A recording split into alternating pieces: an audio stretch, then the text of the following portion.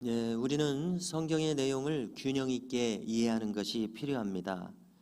오늘 말씀의 마지막 부분을 보면은 하나님으로부터 복을 받기에 합당하게 행할 때에 범사에 복을 주시겠다고 분명하게 말씀하시는 대목을 읽게 됩니다. 이처럼 모세오경의 율법서는 그대로 따르면은 이 땅에서 번영의 복을 받게 될 것이다, 이렇게 말씀하고 계십니다. 이것은 하나님의 약속하시는 바입니다. 그래서 과거에 제가 신학교에서 배울 때에 구약을 전공하신 교수님께서 이렇게 말씀하시는 겁니다. 첫 시간에 첫 일성으로 구약 성경은 땅에서 복을 받는 법을 가르쳐 줍니다, 이렇게 얘기하시는 거예요. 그래서 깊은 인상을 받고 그 후로 그 말씀을 종종 곱씹어 보는데요. 그러한 관점에서 구약 성경을 읽다 보면은 과연 그 말에 공감하게 되는 것을 느끼게 되었습니다. 그 대표적인 구절 가운데 오늘 한 구절을 오늘 본문을 통해서 읽게 된 것 같습니다. 그런가 하면은 반대의 입장에 서서 흔히 번영신학이라고 하는 것을 비판하는 흐름이 있습니다. Prosperity Theology, 번영신학. 성경에서 번영만을 읽어내는 것입니다. 그래서 모든 것이 잘 된다, 풍요롭게 된다, 형통한다, 이런 것을 가리키는데요. 그래서 이것을 유사복음이라고까지 합니다. 성경적인 복음이 아니다, 이런 이야기죠. 그래서 기독교 신앙을 복받는 도구로 전락시켜버리는 세속적이고 인본주의적인 그러한 종교로 만들어버린다는 부정적 평가를 받는 것이 바로 번영신학입니다. 그래서 이런 그 번영신학에 대한 부정적인 목소리가 신앙계 일각에서 크다 보니까 하나님께서 복 주신다고 약속하신 정당한 언약까지 부정하기 쉽습니다. 그러나 우리가 방금 읽은 것처럼 성경 이해의 균형을 반드시 가져야 합니다. 번영신학이라고 하는 극히 인본주의적인 사상을 피하겠다고 해서 하나님께서 복을 주신다고 진정으로 복을 주시는 그 복에 대해서까지 거부감을 가져서는 아니 될 것이라고 저는 늘 생각하게 됩니다. 하나님은 분명코 복을 받을 만한 자에게, 그 합당한 자에게 복을 주신다고 하셨음을 기억해야겠습니다. 그리고 이 복은 영육간의 모든 복을 망라합니다. 그러면 오늘 본문에서 복 받을 만한 합당한 자세는 어떠한 자세라고 말씀하고 있는지를 살피겠습니다.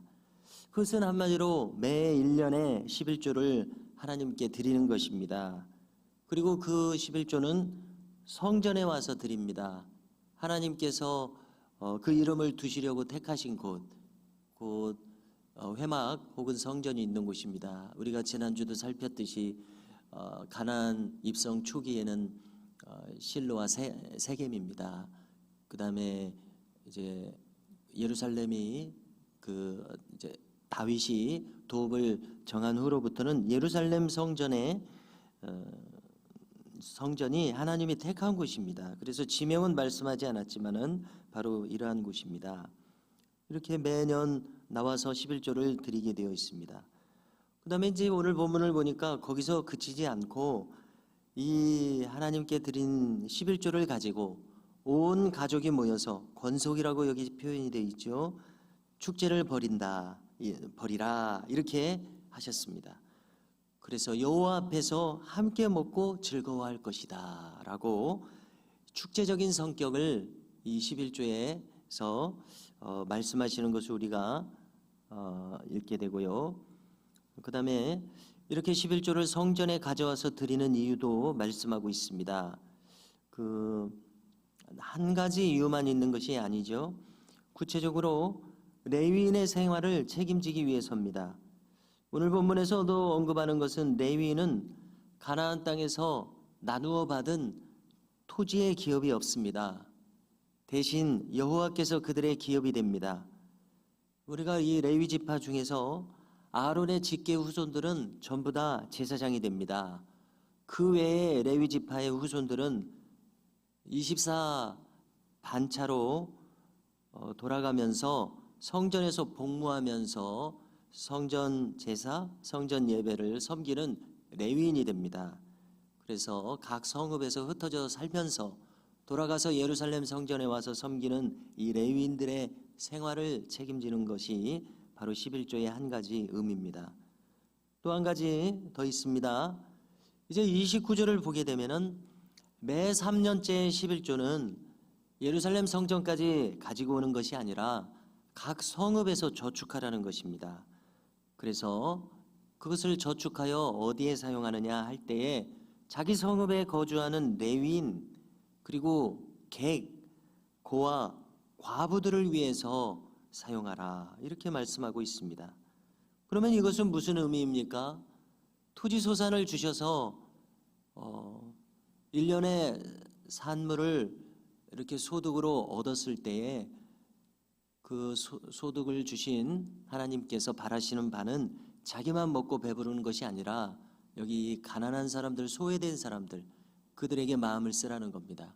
또 특별히 레위인도 언급하시면서 레위인은 따로 기업이 없으니까 레위인을 돌봐라. 그들을 저버리지 말아라. 저버리고자 하면 저버릴 수 있죠. 저버리지 말아라까지 이렇게 말씀하시는 것을 우리가 읽게 됩니다. 그래서 이 레위인에 대해서는 레위인은 이 점을 책임을 하나님으로부터 받았습니다. 이스라엘의 신앙을 책임지고 가르칩니다. 또 전수합니다. 보존합니다. 이 임무가 레위인에게 주어졌고 이 레위인을 책임지라 이렇게 되어 있습니다. 또 한 가지 거듭 기억할 것은 이 11조는 그 성읍 안에 있는 객과 고아와 과부, 사회적 약자층을 위해서 사용하라고 하신 점입니다. 이렇게 매 3년마다는 한 해 동안 베풀어 주신 소산을 주변의 어려운 이들과 함께 나누며 살 때 이것이 복받기에 합당한 자의 모습이 되어서 여호와께서는 그들에게 복을 주실 것이다 약속하고 있는 대목을 우리는 꼭 기억해야 되겠습니다. 그래서 관련해서 제가 떠오르는 것은 그 어떤 목사님의 그 설교 중에 본인의 할아버지에 대한 경험을 이야기를 하시는 겁니다.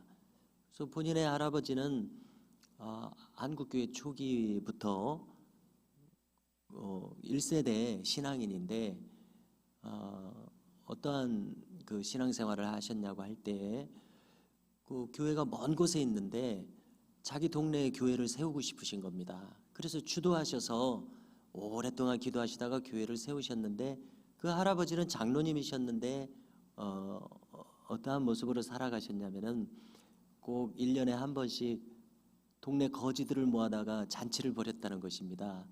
그래서 돌아가시기 전에도 내가 죽기 전에 거지 잔치를 한 번 더 해라. 그래서 잔치를 벌이셨다는 거예요. 그리고 나서 이 목사님이 간증하시기를 할아버지께서 그런 마음을 가지고 사셨기 때문인지 그래서 내가 이렇게 목회 생활에 하나님께서 복을 주신 것 같다. 이렇게 이야기하시는 것을 제가 들어봤습니다. 그래서 그 전 세대에 이렇게 덕을 베푼 것이 하나님께서 그 후손에게 복을 주시는 그러한 일로 역사할 수 있겠구나 이런 것을 느껴봤는데요. 오늘 본문에서도 그걸 지금 말씀하고 있지 않습니까? 이 소외된 사람들을 돌볼 때에 하나님께서 그에게 복을 주신다 이런 내용입니다. 이처럼 언제나 하나님의 축복은 조건적입니다. 물론 하나님께서는 우리가 아무 일도 하지 않아도 복을 주시는 은혜의 역사로서 우리를 대하시는 하나님이시기도 합니다. 그러나 오늘 본문만큼은 분명히 조건적인 복을 말씀하고 있습니다. 복을 받을 만한 자세와 행함이 있을 때에 주시는 복입니다. 이렇게 우리는 거저 받을 수도 있는 복이 있는가 하면 내가 복받기에 합당할 만큼 행동하고 자세를 가짐으로써 받는 복이 있음을 모두 다 기억해야 할 것입니다. 하나님의 백성은 이 11조를 외면해서는 안 될 것입니다. 11조는 우리의 신앙 고백적 헌신이 되고 있습니다. 신앙 고백이 없는 성도가 어떻게 성도의 이름으로 행할 수가 있겠습니까? 그래서 이걸 짐으로 여기는 신앙이 되어서는 안 될 것이요, 11조는 하나님의 축복의 통로다. 이와 같은 신앙을 수립하는 것이 참 필요합니다. 그래서 11조는 오늘 본문에서 말씀하듯이 하나님과의 수직적인 관계를 바로잡는 그 한 계기가 될 뿐만이 아니라 이웃과의 수평적인 관계 모두를 아우르는 이 귀한 목적이 있음을 알게 됩니다. 이처럼 하나님께서는 그분께서 나누어 주신 복을 주변의 모든 다른 백성들과 함께 나누어 누리기를 원하셨습니다.